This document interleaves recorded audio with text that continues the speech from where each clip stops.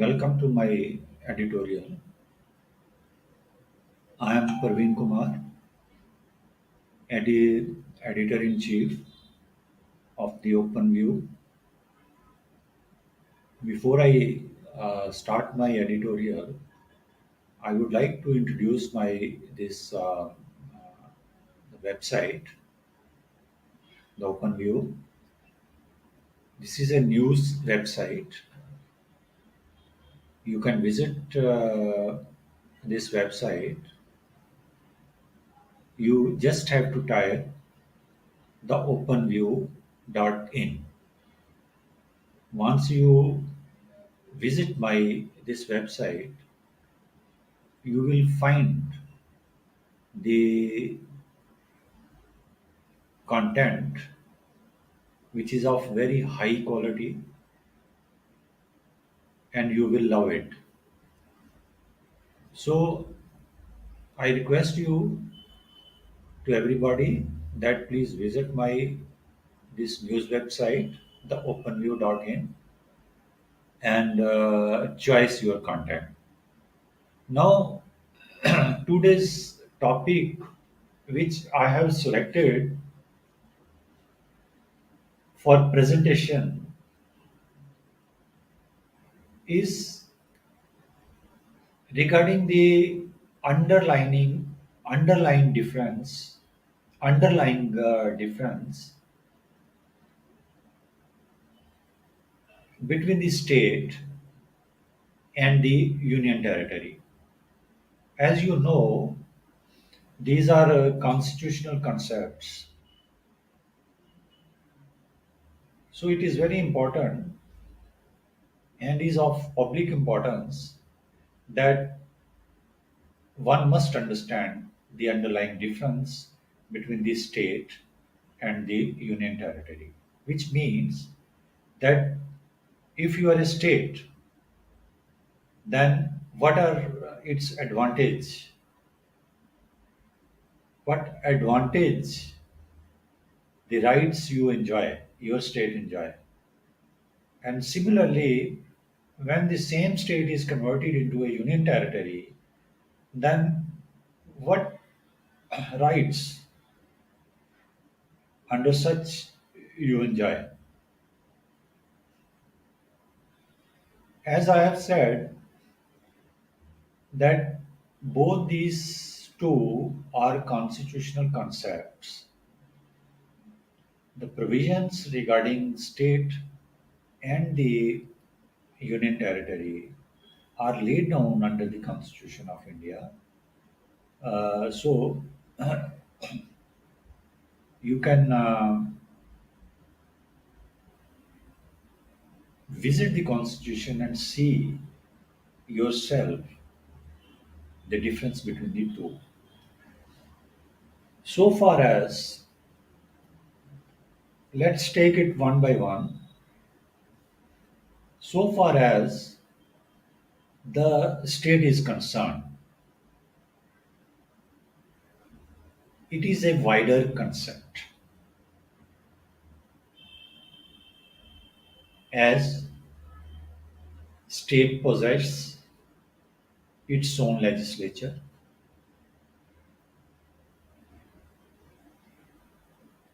It has their own its own council of ministers with one chief minister, which are popularly elected by the people, which means that the people of the state directly, indirectly elect their representatives.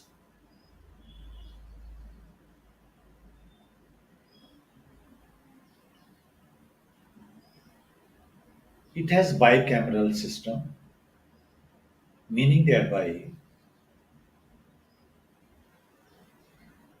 it has state assembly and it has the Legislative Council.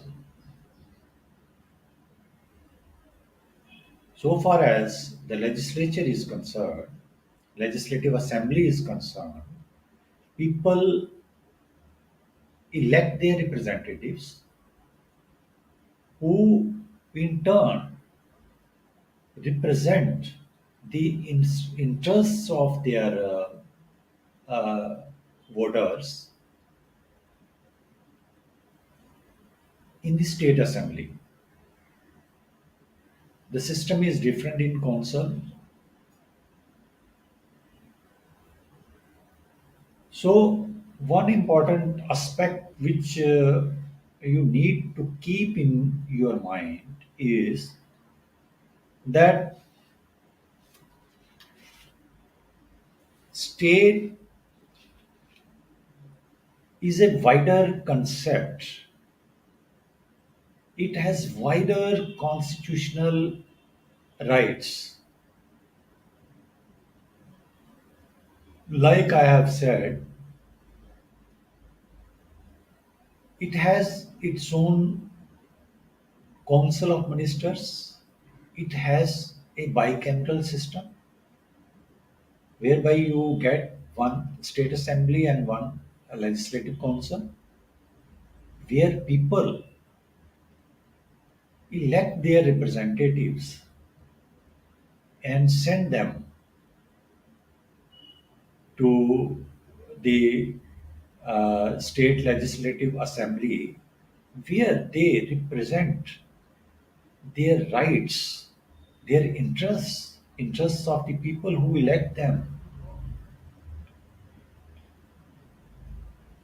This this is not available otherwise if it is not a state.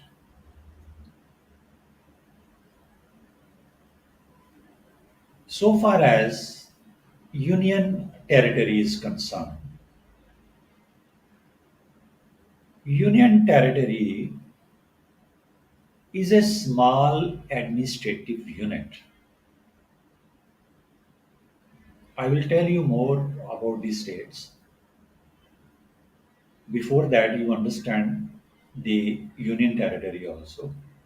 Union territory is a small administrative unit which is directly under the control of central government,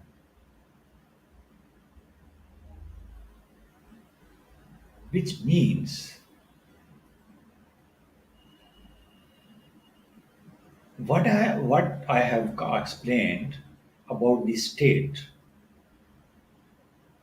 the benefits, the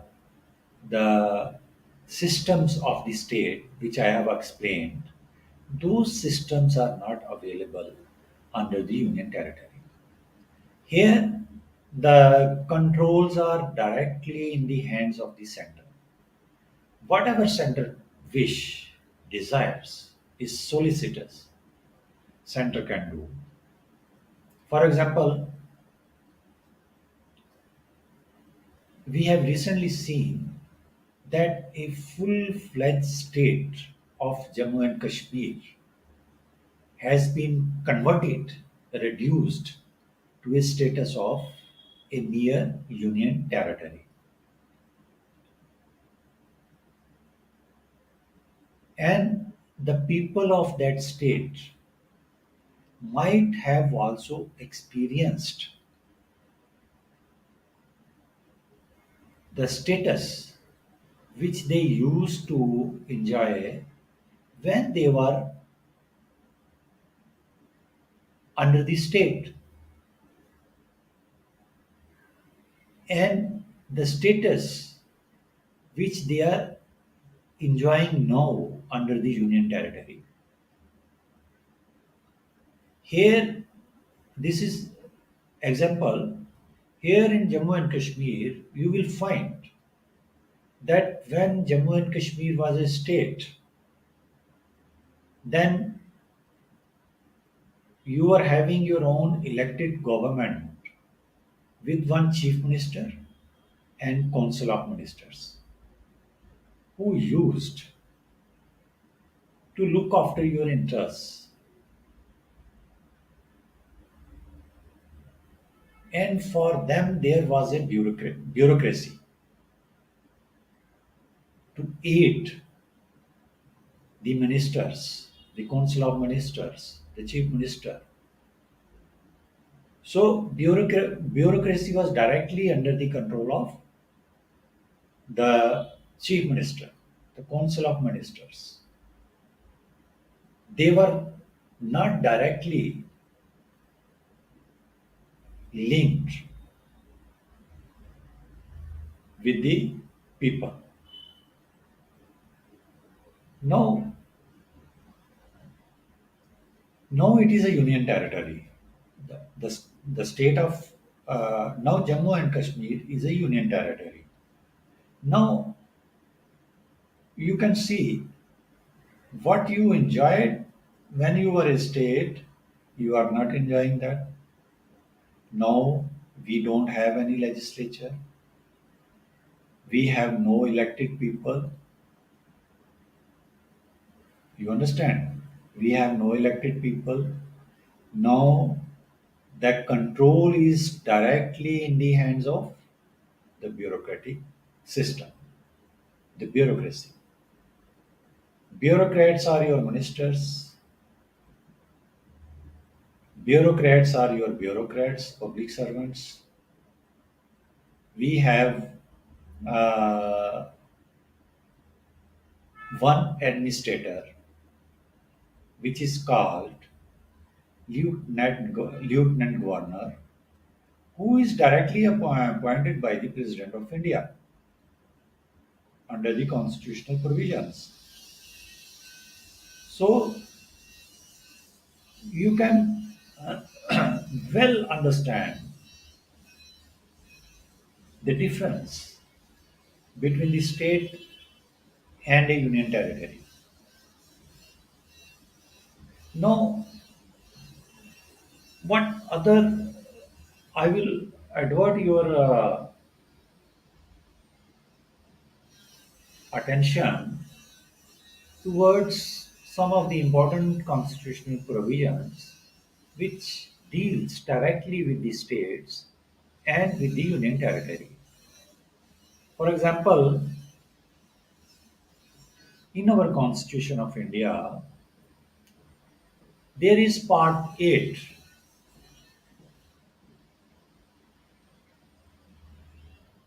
Part 8 deals with the union territories. Article 239 to 241. According to these articles, provisions, no doubt we are having High Court, judiciary we are having. We may have legislature also,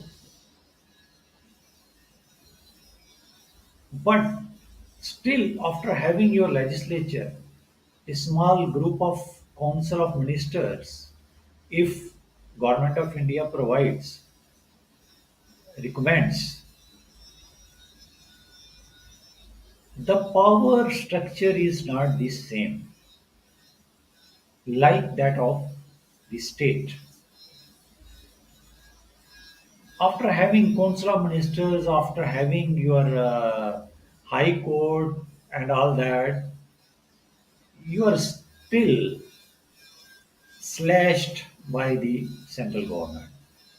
You will remain under the control of central government. You have to dance to the tune of central government. But this is not so, so far as the state is concerned. There is part 6.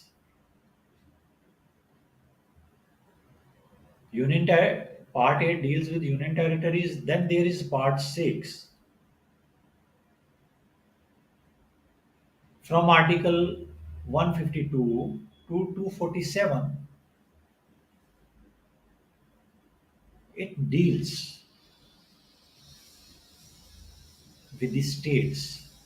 The provisions for the states are dealt with by these articles.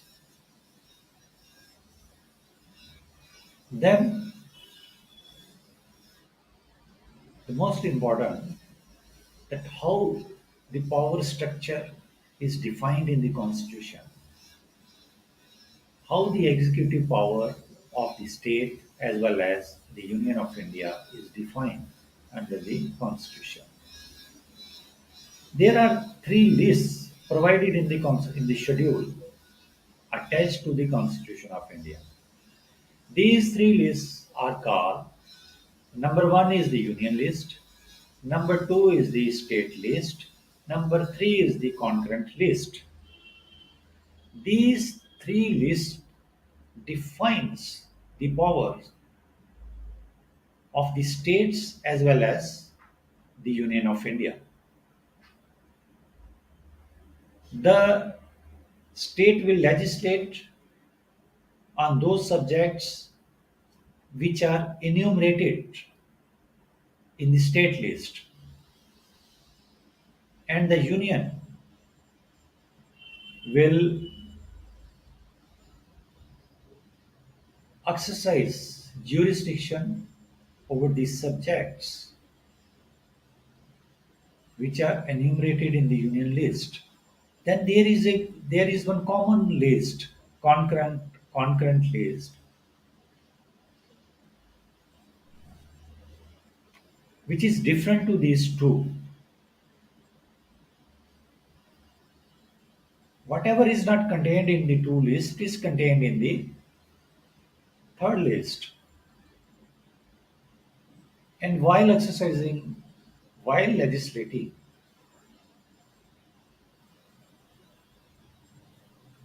concurrence is required. Suppose if something is the subject in which the state is also interested, the state stake is involved, before legislating on that subject, the, the union has to seek concurrence of the state government. So this is the power structure is beautifully defined, laid down under the constitutional provisions. Then there is Article 73, which speaks about the extent of executive power and how it will be exercised by the President of India. 74 lays the provisions regarding the Council of Ministers,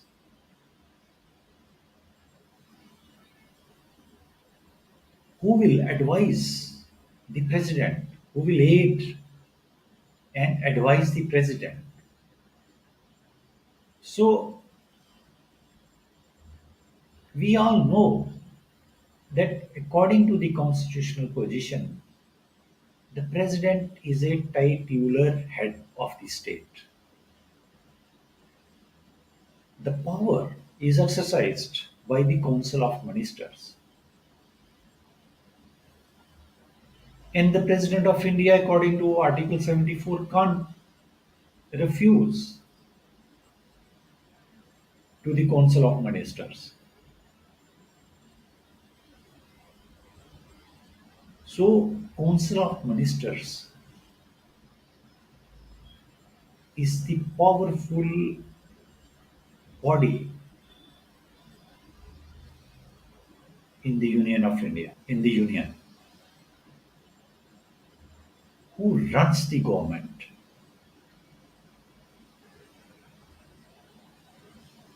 who legislate, who passes the legislations while sitting in the parliament. And if the government, the party who enjoys the majority in the parliament, and they have the government, so one can imagine the power of that political party or the government.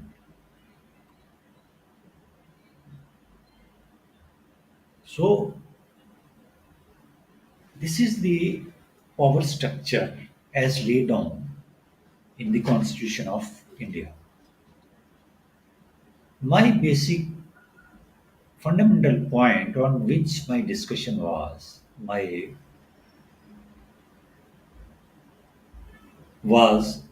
on the underlying difference of the state vis-a-vis the union territory. Now, and by referring to the example of Jammu and Kashmir, one will not find any difficulty to understand the difference between the state and a union territory.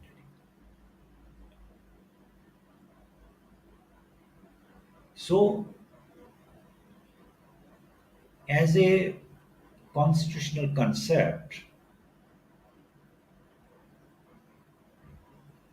the state is a very powerful unit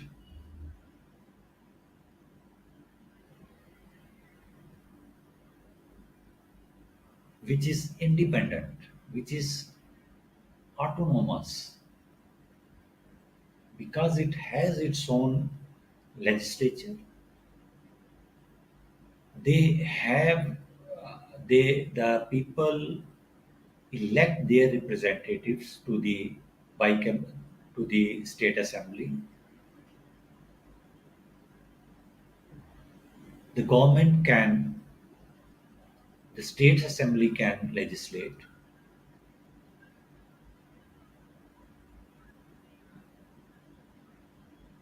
They have their own council of ministers. The grievances of the people are well and properly settled when you are a state, because you have your own elected representatives who are representing your interests in the assembly, in the law-making body. They can persuade the government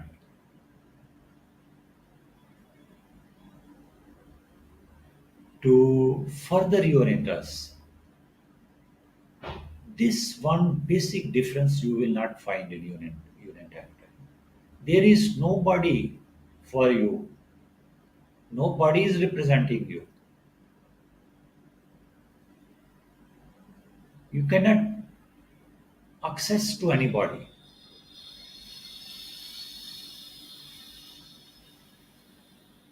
to further your interests.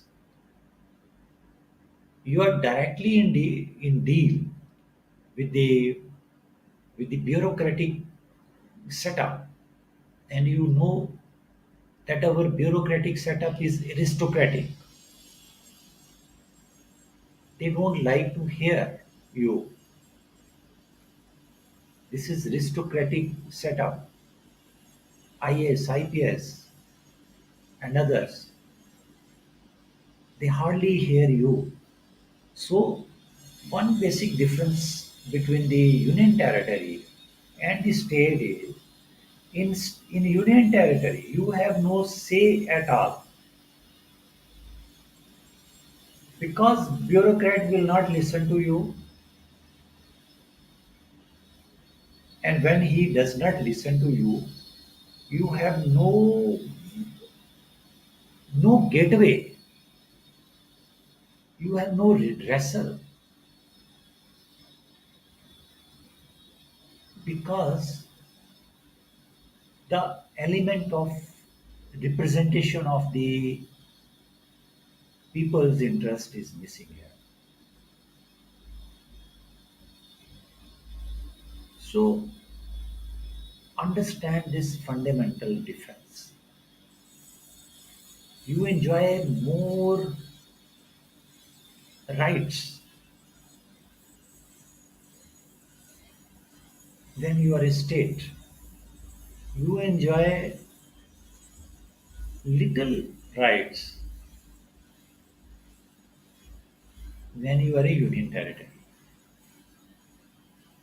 You have no representation in the union territory. You have representation in the state when you are a state. Ministers comes to you, they listens to you, they take part in your day-to-day life.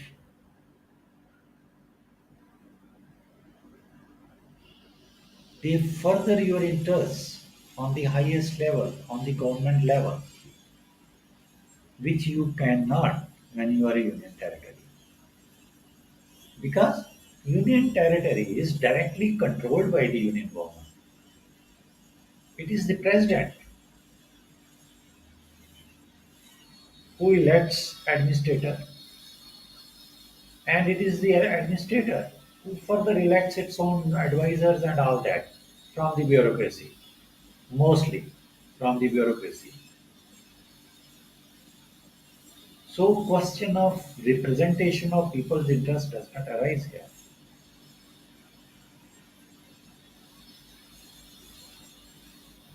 So if you are aggrieved, where will you go?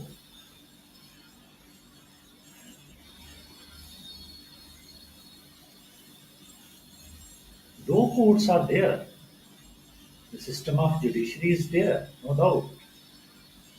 But always you don't have to go to knock the doors of the judiciary.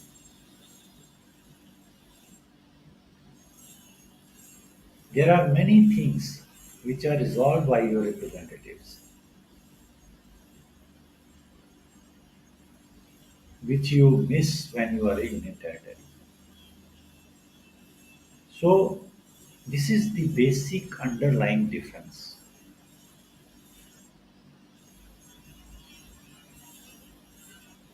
between the state and the union territory.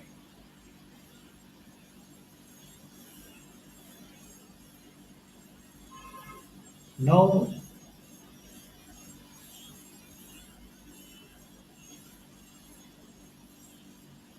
I will directly take you to the articles which deals with the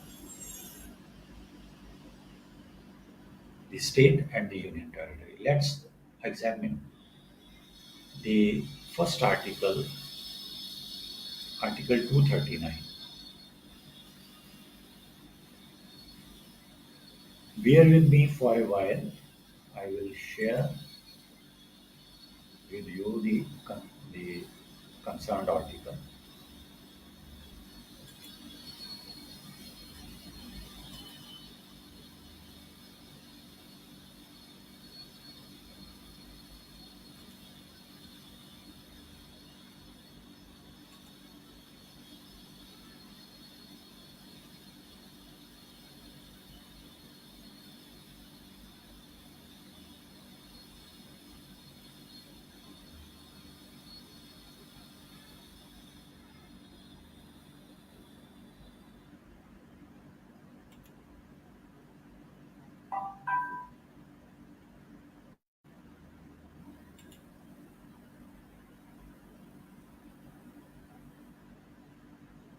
So now you can see the basic article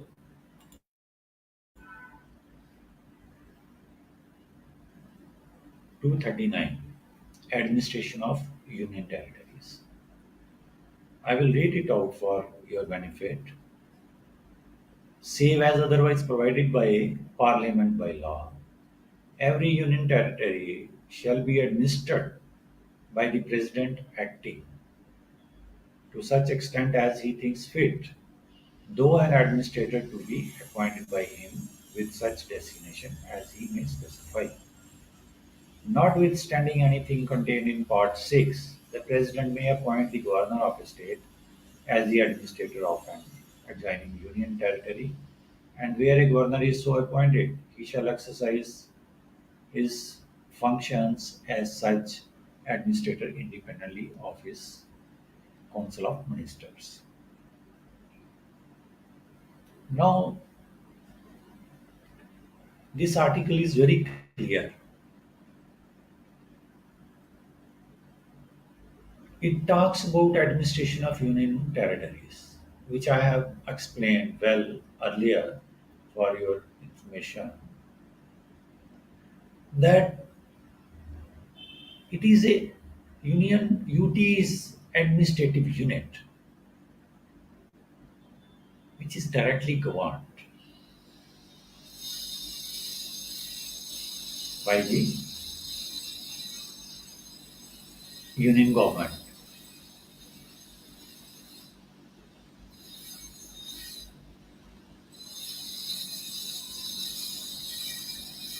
Right?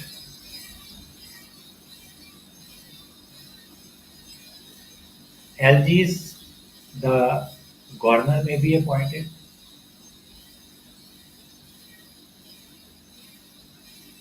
and see the structure here according to this article. Governor is when governor is appointed, he independently exercise his functions of the council of ministers. Say, for example, if council of ministers are appointed, it seems, according to the mandate of the governor, the Article 239, that governor remains powerful because he is independent. He is independently exercising his functions, which means he can block the council of ministers, as it happens, for example, in New Delhi. If Mr. Kejriwal, the chief minister, who wish to do something, and it goes to the governor, LG there, he always seems to block his choice. So this difference is there. Even if council of ministers are there, they will not enjoy the same content, the same quality, the same jurisdiction, the same powers as the council of ministers enjoy when they are a state. By merely reading this article, barely reading this article, you can find out the difference, the basic difference between the union territory and the state. On its contrary, when you go to study Article 152 to 247 along with three lists, then you will see the wide range of powers of the Council of Ministers. And governor in a state is a titular head, like the President of India for the Union of India.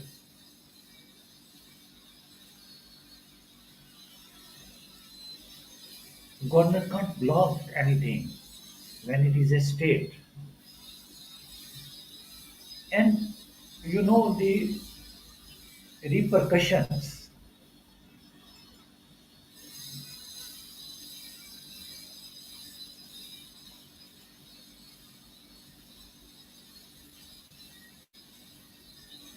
and you know the repercussions when a chief minister of the state in the union territory wishes to do something and he is blocked by the governor, the LG.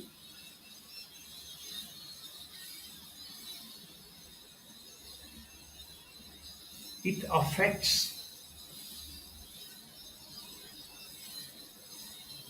the capability of the chief minister who wants to do something for the people, for the public, but he is blocked to do that by the independent governor or the LG. It hinders, it impedes your progress. It will not expedite the progress because though the chief minister is elected by the people in the union territory, but he does not enjoy the same powers as he enjoys in the state, full-fledged state. So the subjects in his hands are very limited. For example, in Delhi, the police is directly under the control of the home ministry, union home ministry. The chief minister can do nothing. Police will turn down his every request because police know we are not under his control. So when it happens, if chief minister can't do anything with the police, it will definitely affect your law and order position, the situation there. Chief minister will not be in a position to control the law and order situation there. The instructions has to be sought from the home ministry. So autonomy of the chief minister is slashed. So he can't do anything.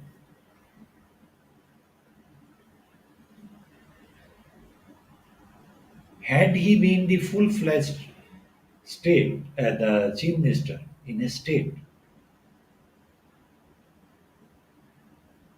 he has never to face such issues of jurisdiction, because so far as the state is concerned, its mandate is very, very clear. There is no ambiguity. 152 to 247 articles are very clear. Three lists are very clear.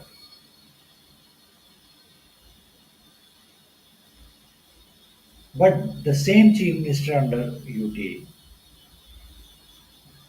becomes a puppet, becomes a powerless, because he has no autonomy. The important subjects are not within his domain, where he could lay his hand to do some better for the public. Subjects are limited. So you understand the politics also behind this.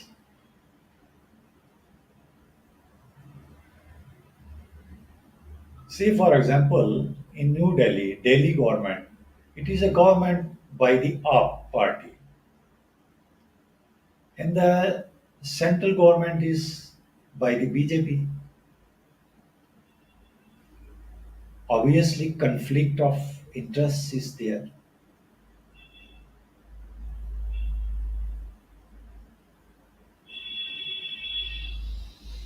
and politics behind it can play some game.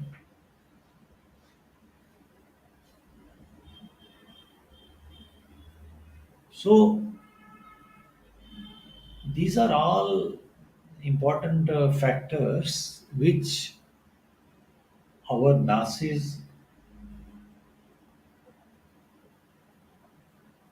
has to consider, has to take into consideration.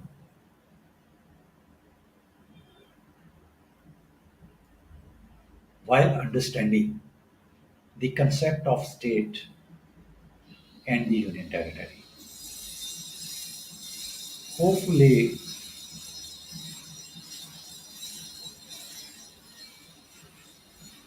what I have tried to explain in a very simple manner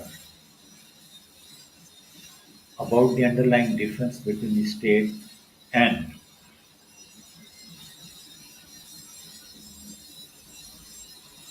the union territory will be well understood by you,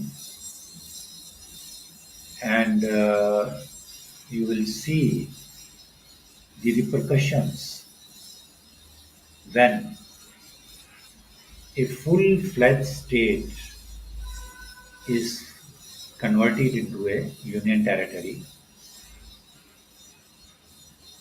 and vice versa, and union UT into a state.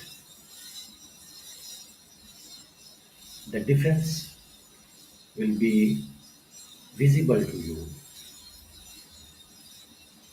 very clearly. With this, I will end my this editorial, and we will come with some other editorial of public importance, perceptive. Till then, I will say goodbye. Thank you. Have a good day.